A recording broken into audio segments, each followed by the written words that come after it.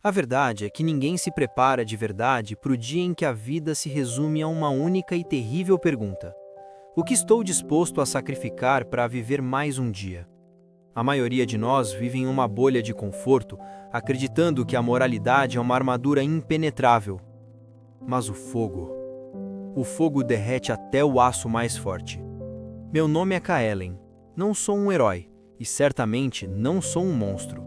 Sou apenas um homem que, há 18 meses, viu sua vida virar fumaça no pico nevado do Monte Nanga Parbat. Estávamos no Vale da Esperança, a 5.000 metros, quando o inferno começou. Não foi uma tempestade, foi a montanha tossindo.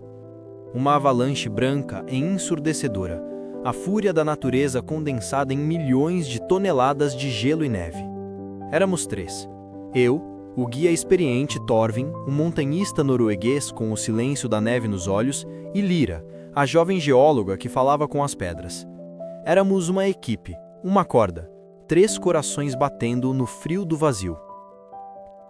Quando a neve parou de rugir, o silêncio que se seguiu não era de paz, era de morte.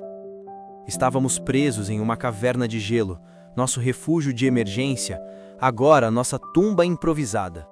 O rádio estava em pedaços, as provisões espalhadas, a saída soterrada por uma parede de gelo de 10 metros de espessura. Thorvin, o mais forte, tinha a perna direita esmagada, uma fratura exposta que transformou sua bota em uma poça de vermelho escuro. Lyra estava ilesa, mas o choque a havia reduzido a um murmúrio constante sobre sua filha, Elara, que a esperava em casa. E eu estava inteiro, fisicamente, mas o terror estava plantando raízes no meu peito. O frio era um predador silencioso, lambendo nossa energia vital. Nosso oxigênio estava acabando. Nosso combustível para o pequeno fogareiro duraria no máximo mais 2 dias. A comida, rações de emergência para uma semana, divididas por 3. Mas a ferida de Thorvin era o relógio de corda. A infecção estava se instalando rapidamente, seu corpo tremendo em febres intermitentes, a dor transformando seus gritos em grunhidos de animal. Dia 1. Thorvin usou o último frasco de morfina. Ele nos olhou com aqueles olhos de inverno e disse: "Não percam a esperança. Foco no resgate." Eu e Lyra nos revezamos tentando cavar, mas a pá quebrou e nossas luvas estavam gastas. O esforço era inútil. O gelo era duro como diamante. Dia 3. A infecção de Thorvin piorou. Ele delirava, chamando por sua esposa Anya. Sua presença, antes uma força, agora era um dreno. Ele consumia calor, água, e a visão dele morrendo lentamente nos consumia a moral. Lyra começou a chorar. Ela me mostrou uma foto de Elara, uma menina de 6 anos, de cabelo cor de fogo e um sorriso que prometia verão eterno. "Eu preciso voltar, Kaelen," ela sussurrou, a voz quebrada. "Ela não tem mais ninguém." Dia 5. A água potável acabou. Tivemos que derreter neve, o que gastava nosso precioso combustível. Thorvin estava inconsciente. Sua respiração era superficial, a pele cinza e fria. Eu peguei a última barra de proteína e a dividi em 2 partes minúsculas, dando uma a Lyra e guardando a outra para mim. Olhei para Thorvin. Ele não precisava mais dela. Mas se eu não desse a ele, Lyra saberia. A moralidade, a decência, elas exigiam que eu tentasse. Mas o instinto de sobrevivência, aquela voz rouca e primitiva, gritava que a ração de um homem morto era o futuro de um homem vivo. Naquela noite, a escuridão da caverna não era apenas a ausência de luz, era a ausência de lei. Lyra estava dormindo, exausta. Eu me arrastei até o fogareiro e acendi a última porção de combustível. O calor era uma miragem preciosa. Eu estava com fome.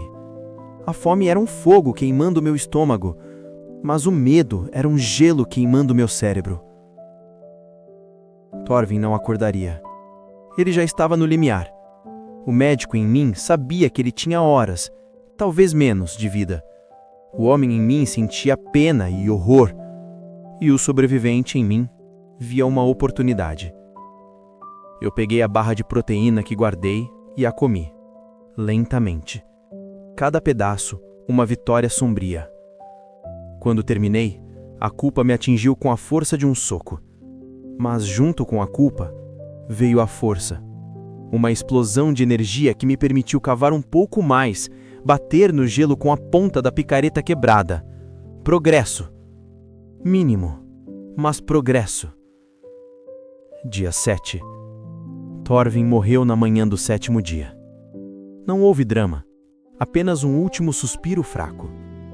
Lyra chorou, uma dor silenciosa e profunda. Eu não podia. Eu tinha que ser a rocha. Eu tinha que manter a máquina em movimento. Enterramos o corpo de Thorvin no gelo da caverna, um mausoléu frio e digno. Mas as provisões de Thorvin, as provisões dele se tornaram o nosso futuro. Eu as dividi entre mim e Lyra. Mais água, mais combustível, mais 5 barras de proteína. Isso nos deu mais 4 dias de chance. 4. Lyra me olhou com gratidão. Você nos salvou, ela disse. Eu não conseguia encontrar minha voz. A gratidão dela era um peso insuportável. Eu não tinha roubado de um homem vivo, mas eu tinha roubado de sua memória. No 10º dia, o 10º dia trouxe uma nova camada de terror. Lyra estava com febre, tossindo forte. Seus lábios estavam rachados e secos, e ela mal conseguia se mover. Pneumonia. O ambiente era tóxico para ela. E eu estava cavando com uma urgência maníaca. Eu tinha feito um buraco pequeno, um túnel estreito que avançava alguns centímetros a cada hora. O gelo estava cedendo. Eu estava a poucos metros da camada de neve menos compactada. Naquela noite, Lyra chamou o meu nome. Sua voz era um fio. Kaelen, olha para a foto de Elara. Se eu não voltar, você tem que garantir que ela saiba que eu lutei, que eu tentei. E eu a segurei. Eu estava exausto, frio, mas algo se acendeu em mim. A força não vinha da comida, mas do propósito. Eu tinha que salvar alguém. Se Thorvin me condenara à culpa, Lyra me havia dado a redenção. Mas então, ela tossiu novamente. Uma tosse úmida, pesada. E algo saiu com ela. Uma peça de roupa. O lenço de cabeça de Thorvin. Eu reconheci ele. Era um lenço térmico exclusivo, da Noruega. Thorvin nunca o tirava. O sangue gelou nas minhas veias. Thorvin havia morrido de infecção e pneumonia, enfraquecido pela perna quebrada. Mas ele também tinha seu próprio suprimento de pílulas, analgésicos fortes e antibióticos. Eu tinha visto ele guardá-los. Quando eu enterrei Thorvin, eu procurei por eles, mas eles não estavam lá. Lyra tinha pego. Ela tinha visto a fragilidade dele, a drenagem de recursos que ele representava e o medo de morrer lá, longe de Elara. Ela tinha antecipado. Ela tinha roubado os antibióticos de Thorvin antes de ele morrer, para garantir que, se ela adoecesse, ela tivesse uma chance. Ela tinha sido ainda mais fria, mais calculista do que eu. A sua moralidade era apenas uma casca fina, um verniz sobre o instinto primitivo de mãe. A fúria me atingiu. Uma fúria fria, controlada. Eu tinha me condenado pela migalha de proteína, enquanto ela preparava o caminho para sua própria sobrevivência, com a morte dele como um fator. Dia 12. Lyra estava fraca demais para falar, mas seus olhos me seguiam. Ela sabia que eu sabia. O túnel estava quase pronto. O ar fresco começou a entrar, um sopro gelado, mas vivo, anunciando a liberdade. Eu estava a um empurrão final da neve fofa. A salvação estava à mão, mas Lyra, ela estava pior. A febre a devorava. Ela era um fardo, uma âncora de gelo. Se eu a levasse, o resgate seria lento, perigoso. Ela cairia, eu teria que carregá-la. E a minha pequena janela de tempo antes de uma nova tempestade fechar a montanha novamente, se fecharia. Eu morreria com ela. Eu olhei para a Elara no retrato. Uma vida que valia o sacrifício. Mas qual o sacrifício? O meu? Ou o sacrifício da mulher que tinha tomado uma decisão fria e egoísta para me garantir que sobrevivesse? Eu me sentei ao lado de Lyra. A caverna estava em um silêncio total, exceto pelo meu coração que batia, como um tambor de guerra. Eu poderia deixá-la, simplesmente sair pelo buraco, rastejar montanha abaixo e dizer que a encontrei morta. Ninguém saberia. O gelo guardaria nosso segredo. Eu peguei sua mão. Estava quente e úmida pela febre. Lyra, eu sussurrei, eu te perdoo. Eu não sabia se eu a estava perdoando por roubar de Thorvin ou por me forçar a fazer a escolha. Eu tinha duas opções. 1. Sair sozinho. Sobreviver. Viver com a culpa e o segredo. Contar a Ilara que a mãe dela foi uma heroína, mas saber que era uma mentira. 2. Sair com ela. Morrer na montanha, mas morrer com dignidade. Eu olhei para o buraco que eu tinha feito. A luz do sol, fraca, mas real, entrava. O instinto de Kaelen, o homem que havia roubado uma barra de proteína de um moribundo, o homem que sentia o terror da morte iminente, gritava: saia, agora! Mas a imagem de Elara, o rosto inocente da esperança, me olhava do retrato. Thorvin, o bom montanhista, me havia forçado a ver o monstro em mim.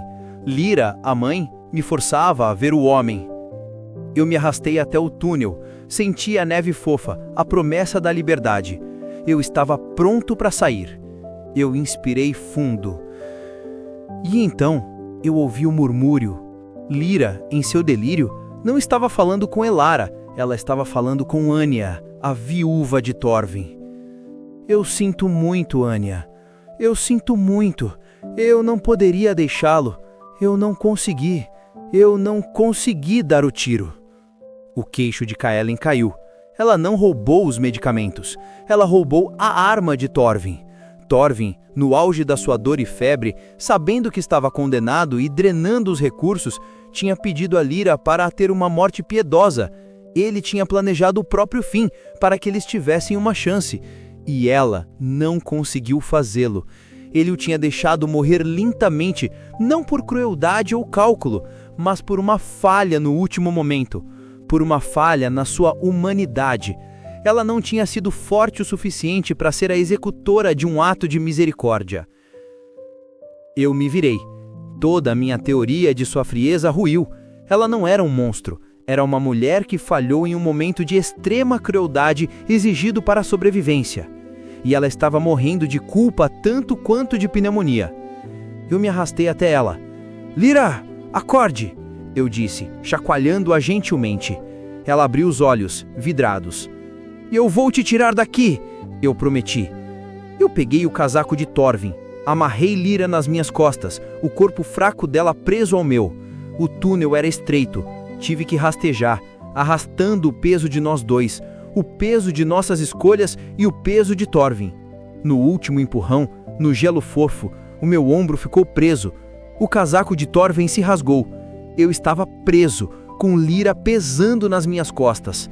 Lá fora, o vento oivava, prometendo a tempestade. Eu comecei a gritar. Gritos de puro animal, a fúria da frustração.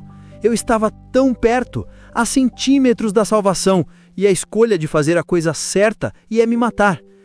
Eu cerrei os dentes. O instinto de sobrevivência era a força mais poderosa do universo. E eu me virei. Empurrei Lyra pelo buraco primeiro. Ela deslizou. Fique de lado! Eu gritei. Eu tirei meu casaco de penas e, com uma força que não sabia que tinha, rasguei o tecido ao redor do meu ombro, me libertei do casaco e me arrastei para fora do túnel. Estávamos livres, mas apenas com as roupas que tínhamos, sem o casaco, expostos à montanha. Eu carreguei Lyra, agora um peso de pluma. Pela neve. Caímos muitas vezes. Eu me levantei. Eu tropecei, mas avancei. A cada passo, o meu corpo gritava para parar, mas a voz da redenção era mais alta. Quando eu vi o helicóptero de resgate, uma pequena mancha laranja contra o céu cinzento, eu não senti alívio. Eu senti um vazio. Eu havia sobrevivido. Nós havíamos sobrevivido. Mas a que custo? Os socorristas vieram até nós. Lyra foi levada imediatamente. Eu me recusei a soltar o retrato de Elara. No hospital, semanas depois, eu estava sentado na cama, encarando o teto. Lyra se recuperou. Ela me visitou. Kaelen, por que você não me deixou? Eu olhei para ela. Você não conseguiu atirar em Thorvin. Você escolheu a falha em nome da humanidade, mesmo que isso significasse a morte. Eu não poderia escolher o sucesso em nome do meu egoísmo. Nós dois choramos. Lágrimas frias. Eu não contei a ninguém sobre a barra de proteína. Ela não contou a ninguém sobre a arma. O mundo nos chamou de heróis, sobreviventes. Thorvin foi lembrado com honras. Lyra foi para casa com Elara, que correu para ela com um sorriso de verão. Eu nunca mais voltei a escalar.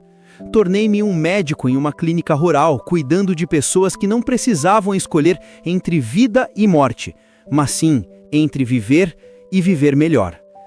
Muitas vezes, a sobrevivência não exige força, inteligência ou mesmo sorte. Exige a renúncia da nossa própria identidade. Eu sobrevivi no topo do mundo, mas o teste não foi resistir ao frio, foi resistir à voz dentro da minha cabeça que me ordenava a ser um monstro.